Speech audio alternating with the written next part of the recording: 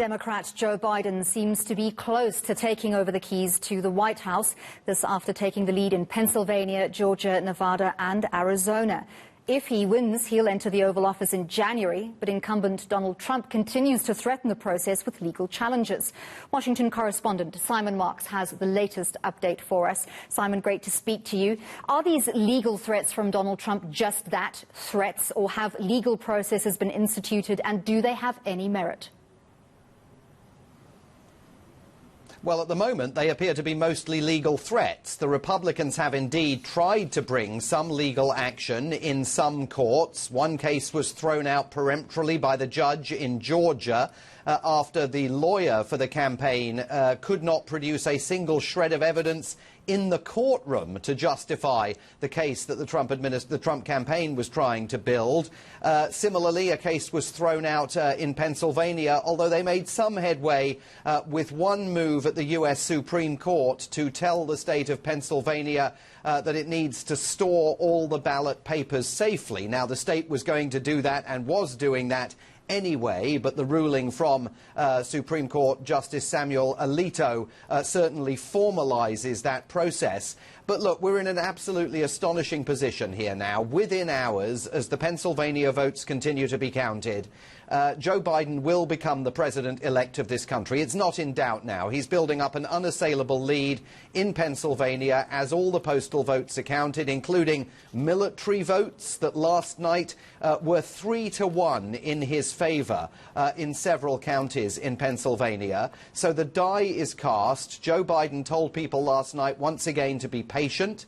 He pointed out that he has won 74 million votes, more votes than any presidential candidate in American history, and that he's about to win in the Electoral College. He said that he had got into politics in order to work for the betterment of society, not, as he put it, to engage in total unrelenting warfare, which of course he implied President Trump is interested in. And he very carefully pulled a phrase from a speech that was made by Bob Dole, the Republican presidential candidate who lost to President Bill Clinton, and then made a very gracious concession speech in which Bob Dole said to Republicans, "I've said throughout this race, Bill Clinton is my opponent, he is not my enemy."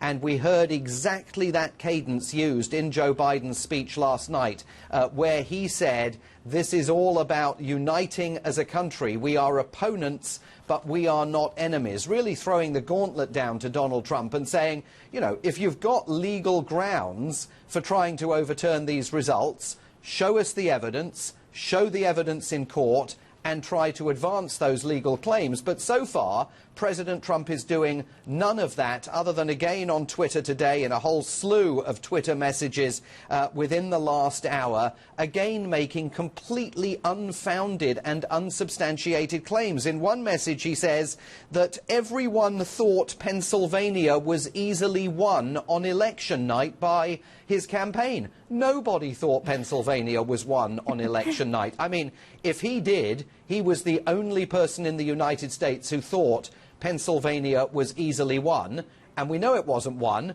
because they're still counting the votes there. Simon, so President Trump is still set to be in the White House for at least another 70 days until that inauguration takes place. He could make life very difficult for Joe Biden during that time. And one of the key points is the Senate. Take us through the process of awarding seats to make that a little bit easier for Biden. Yeah, and that may not happen. I mean, there are 2 Senate seats in Georgia where the results of this election were unconclusive, and so there have to be runoff elections that won't happen until early January. The Democrats' best-case scenario is a 50-50 split in the Senate, which really wouldn't give Joe Biden much support there to rely on in a concrete manner, because you've got Democrats in the Senate from so-called purple states. They're not dyed-in-the-wool Democrats. They will occasionally vote with the other side in order to maintain their political relevance and credibility in their own home states. So if that's the best-case scenario for Democrats, as it is, Joe Biden's looking at real difficulty when he becomes president in advancing his agenda. The promises that he's made on the campaign trail, gun control, cleaning up the environment, I mean, in a whole host of areas he'll be stymied, and that's going to be from day one. However, he's got to get to day one first. In the next few hours, he's going to be declared, I think it's inevitable, president-elect by the television networks and the news agencies here that crunch all the numbers. And the ball is then going to be back in Donald Trump's court. And it may well be that Donald Trump simply never concedes this election, that he remains in the White House, continuing to insist falsely that this election was corrupt and has been rigged. I mean, the Biden campaign said yesterday, if necessary, if Donald Trump was still, as they put it, a trespasser in the White House after Inauguration Day, January the 20th, the Secret Service would simply sling him out and dump him on the street outside on Pennsylvania Avenue. But we don't know at this point if any of the norms of this process will be observed by Donald Trump. Will he ever invite Joe Biden in for a cup of coffee and a chat about the transition? Will he even be here in January to participate in the inauguration? Can you imagine Donald Trump and Joe Biden in the car driving to Capitol Hill together in time-honored fashion? Seems highly likely that Donald Trump might be out of the White House on Inauguration Day and leave it to someone else to deal with the formalities. It's, as ever, as we've done throughout the last 4 years, because of the character of the president, we are sailing through absolutely uncharted waters here. Well, Simon, I don't think many of us 4 years ago could picture Donald Trump in the car with President Obama. That to us was just something that was very unlikely. That happened. So as you say, we have yet to see how this whole handing over of power is going to transpire. But I'm glad you brought up the television networks, because Trump was cut off or removed from air mid-address by mainstream U.S. broadcast media. What was that all about?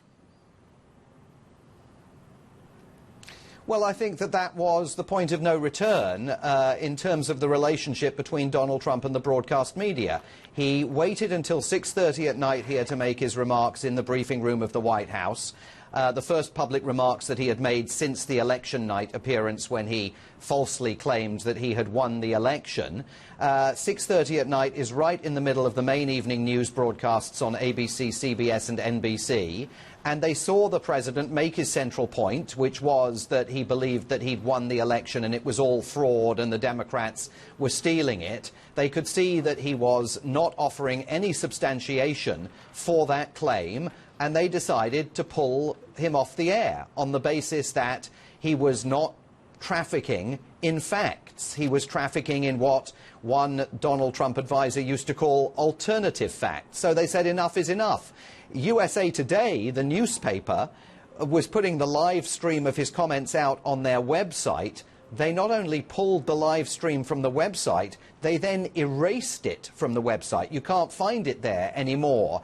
And I think, you know, after 4 years of President Trump relentlessly calling the media the enemy of the people here, the television networks, first ABC, then the other two, NBC and CBS, said enough is enough. He can't hijack our airwaves to advance this nonsense. And it is nonsense, and we know it's nonsense because they haven't been able to prove the claim that they are making in a single court in the land up until now. Trump's chief of staff has been diagnosed with COVID-19 after having been present at countless party gatherings over the past few days, sans mask. How significant is that, given Trump's stance on mask wearing and COVID-19 in general? Well, I mean, first of all, while obviously hoping that the White House Chief of Staff, Mark Meadows, makes a full recovery from COVID-19, could anything be more on brand for the Trump White House than the Chief of Staff contracting COVID-19, it seems, at an election night party at the White House where no one was wearing face masks again? This is a huge issue, however, because at this particular moment, the person who would normally walk into the Oval Office, respectfully close the door, sit down with the President and say, Mr. President, I've canvassed opinion, I've spoken to Republican leaders in Congress, we've heard from party chiefs all over the country, we're looking at the reality of this vote count, it is over, and you really now need to start writing a concession speech. That's the White House Chief of Staff. And he's now sidelined by COVID-19. The only other kind of Trump whisperer that we know about who might be able to take the president off the ledge is his son-in-law, Jared Kushner. It's very unclear the extent to which Jared Kushner and his wife, Ivanka Trump, truly believe this is a fight they can possibly win. But the absence of the White House Chief of Staff from that particular equation at a time of frenzy behind the scenes at the White House. There were stories yesterday coming from inside the building of staff desperately printing up their CVs because they know they've all got to go out and start looking for work, because they know, even if the boss doesn't know, they know this is over. For the White House Chief of Staff to test positive for COVID-19 at this particular moment just adds to the complexities that everybody inside the White House is dealing with as President Trump faces the decision of his life. Is he going to carry on battling, or is he going to bow to the inevitable and is he going to find the words that every losing Republican presidential candidate has always managed to find, gracefully to bow out? So far, there's no indication that that's going to happen. Trump whisperer, I absolutely love that. Always a pleasure speaking to you. Thanks, Simon Marks, our Washington correspondent.